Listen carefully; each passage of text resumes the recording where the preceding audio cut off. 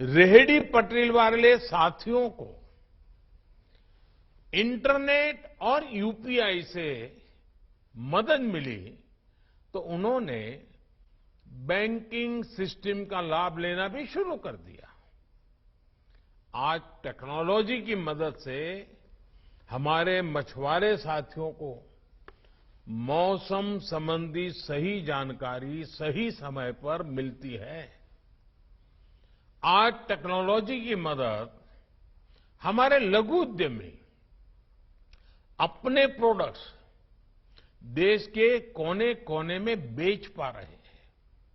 इसमें government e market place यानी GeM से भी उन्हें मदद मिल रही है।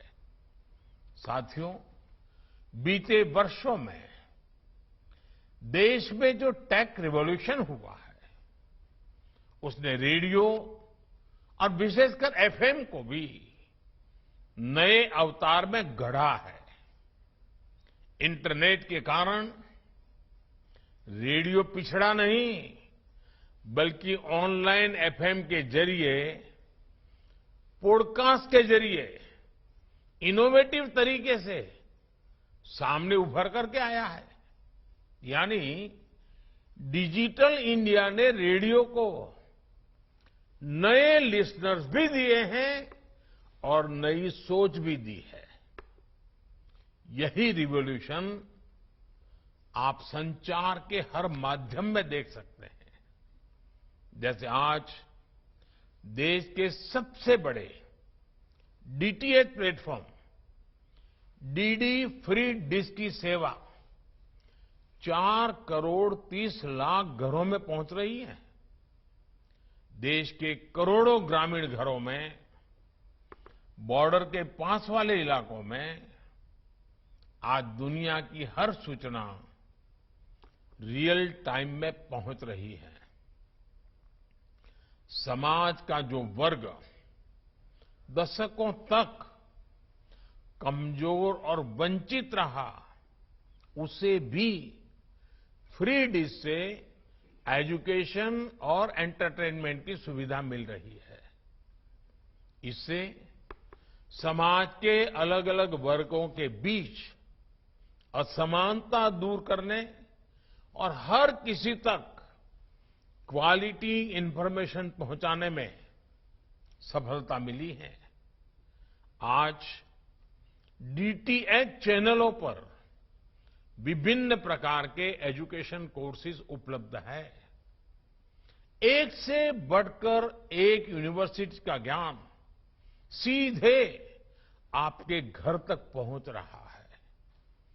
कोरोना काल में इसने देश के करोड़ों विद्यार्थियों की बहुत मदद की है। डीटीएच हो या फिर एफएम रेडियो, इनकी ये ताकत हमें फ्यूचर इंडिया में झोंकने के लिए एक विंडो देती है। हमें इसी भविष्य के लिए खुद को तैयार करना है। साथियों, एफएम ट्रांसमीटर से बन रही इस कनेक्टिविटी का एक और आयाम है। देश की सभी भाषाओं और विशेष रूप से 27 बोलियों वाले इलाकों में इन एफएम ट्रांसमीटर्स से ब्रॉडकास्ट होगा। यानी ये कनेक्टिविटी सिर्फ कम्युनिकेशन के साधन को ही आपस में नहीं जोड़ती, बल्कि लोगों को भी जोड़ती है। ये हमारी सरकार के काम करने के तरीके की एक पहचान है। अक्सर जब हम कनेक्टिविटी की बात करते हैं तो हमारे सामने रोड, रेल, एयरपोर्ट की तस्वीर उभरती है। लेकिन हमारी सरकार ने फिजिकल कनेक्टिविटी के अलावा सोशल कनेक्टिविटी को बढ़ाने पर भी उतना ही जोर दिया है। हमारी सरकार कल्चरल कनेक्टिविटी और इंटेलेक्चुअल कनेक्टिविटी को भी लगातार मजबूत कर रही है। जैसे पिछले 9 वर्षों में हमने पद्म अवार्ड, साहित्य और कला अवार्ड के द्वारा देश के अलग अलग हिस्सों के रियल हीरोज को सामने सम्मानित किया है। पहले की तरह पद्म सम्मान सिफारिश के आधार पर नहीं, बल्कि देश और समाज की सेवा के आधार पर दिया जाता है। आज जो पद्म सम्मान पाने वाले साथी हमारे साथ जुड़े हैं, वो इसे भली भांति जानते हैं। देश के अलग अलग हिस्सों में तीर्थ स्थलों, धार्मिक स्थानों का कायाकल्प होने के बाद एक राज्य का व्यक्ति दूसरे राज्य में जा रहा है। पर्यटन स्थलों पर लोगों की बढ़ती संख्या देश में कल्चरल कनेक्टिविटी बढ़ाने का प्रमाण है।